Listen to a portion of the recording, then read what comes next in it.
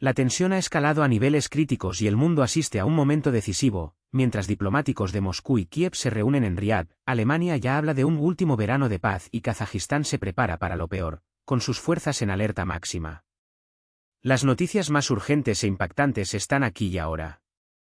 Desde evacuaciones de emergencia hasta saqueos descarados, desde traiciones internas hasta negociaciones históricas, lo que está en juego no es solo el control del Mar Negro, sino el futuro de millones de personas.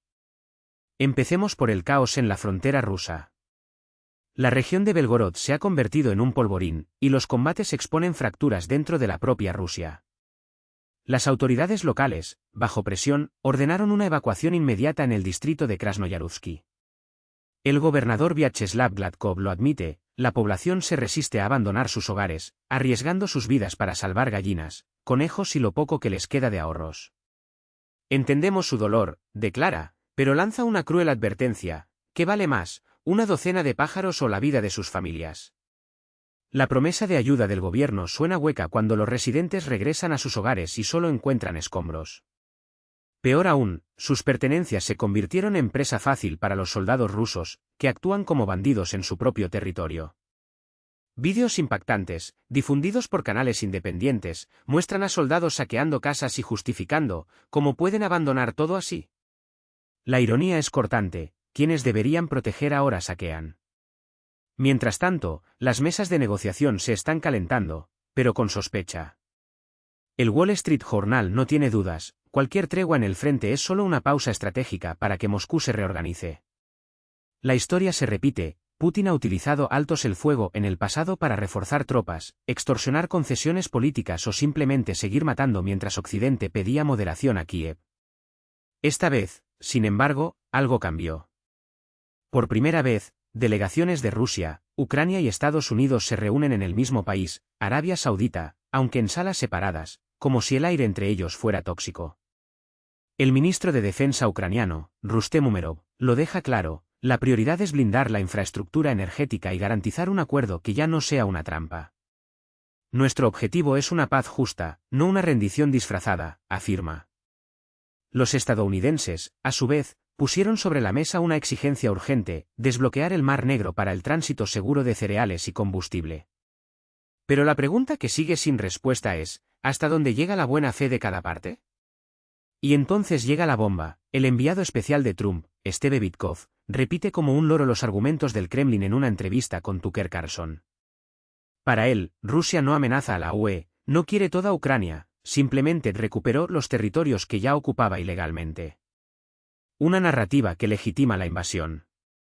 El Centro Ucraniano para la Lucha contra la Desinformación bromea: les gustaría escuchar a Witkoff explicar el último ataque en Kiev, que se cobró la vida de un niño. El propio enviado, sin embargo, alardeó de logros en las conversaciones: conseguimos cosas que nadie esperaba, como un alto el fuego en el sector energético. ¿Pero a qué costo? ¿Un acuerdo que congele la guerra según los términos dictados por Moscú? La pesadilla no termina ahí. La prensa alemana ya especula: Lituania podría ser el próximo objetivo ruso, ya en 2025. El historiador militar Sonke Neitzel, de la Universidad de Potsdam, no teme ser alarmista.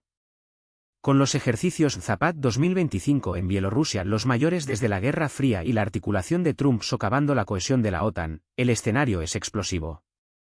No tengo una bola de cristal, admite Neitzel, pero vemos que la seguridad europea se desmorona. El artículo 5 de la OTAN está debilitado y Putin no oculta sus intenciones. Mientras tanto, Turquía es un hervidero de protestas, y el alcalde de Estambul pide a la población que se resista a aquellos que le robaron el voto. El mundo está al borde de un abismo. Por un lado, la farsa de las negociaciones, donde las promesas se disuelven como humo. Por el otro, la brutal realidad de quienes lo pierden todo, ya sea por bombas o por traición. La pregunta que queda es: ¿cuánto tiempo seguiremos viendo este juego de ajedrez con vidas humanas? La historia no perdona a quienes guardan silencio. ¿Y tú, qué opinas? ¿Son estos acuerdos pasos hacia la paz o simplemente otra cortina de humo? Tu voz importa. Comenta, comparte, exige respuestas. Porque lo que está en juego no es solo un verano de paz, es el futuro que dejamos a las generaciones venideras. Mientras Europa tiembla por los ejercicios militares de septiembre en Bielorrusia, las naciones bálticas no pueden ocultar su miedo, ¿y si las tropas rusas cruzan la frontera? ¿Qué pasa entonces?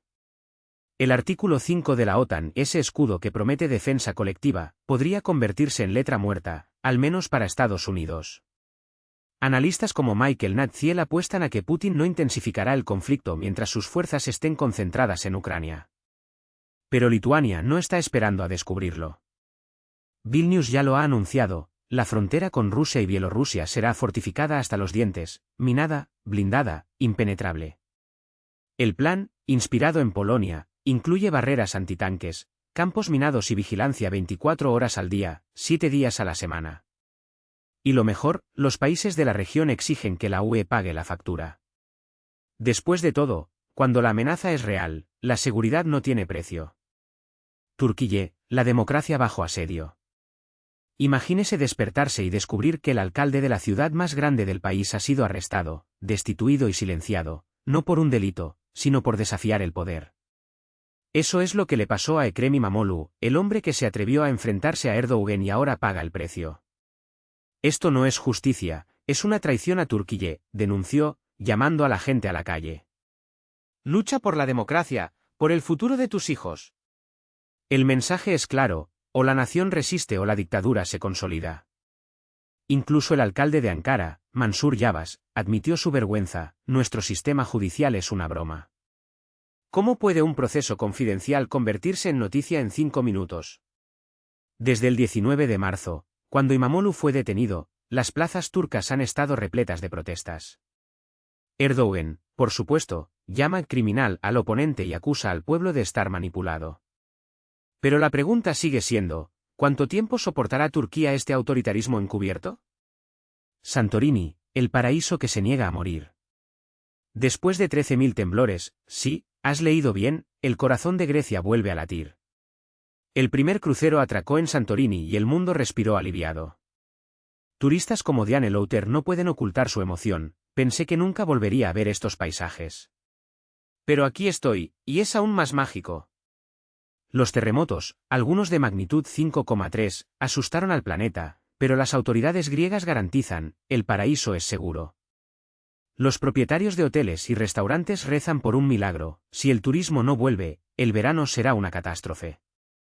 Santorini ya ha demostrado que sobrevive a volcanes, tsunamis y crisis. Ahora la pregunta sigue siendo, ¿los visitantes confiarán en él?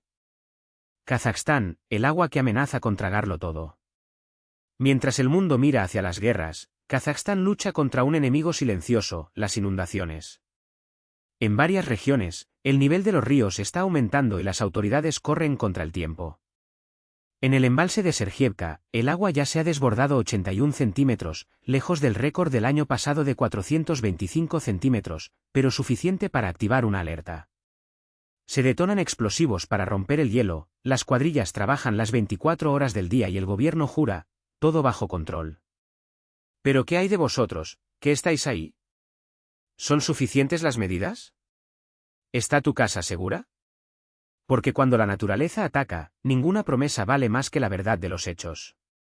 Y ahora, la pregunta que se convierte en: mientras algunos fortifican fronteras, otros encarcelan a sus oponentes y algunos reconstruyen sueños entre los escombros, ¿qué haría usted en su lugar? La historia no la escriben solo los generales o los políticos. Está escrito por quienes se niegan a guardar silencio. Deja tu comentario, comparte tu opinión, exige transparencia. Y no lo olvides, las novedades no paran. Nosotros tampoco. Hasta la próxima, y que las próximas estén llenas de esperanza.